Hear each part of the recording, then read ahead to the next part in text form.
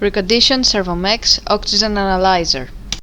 For testing, we supply the unit with 220 volt AC power supply, and we add a multimeter in order to measure the milliamp output.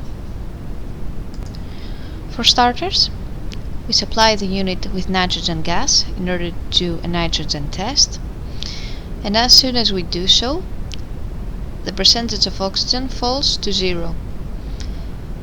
The milliamp output is shown on the multimeter screen at about 4 milliamp.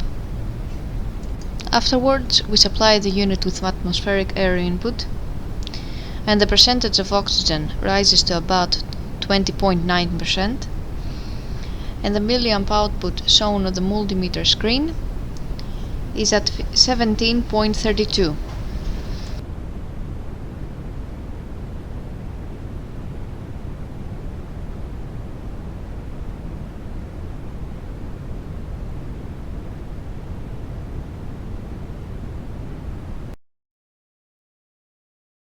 It is now clear that the oxygen analyzer is working successfully and is ready to be delivered to the customer.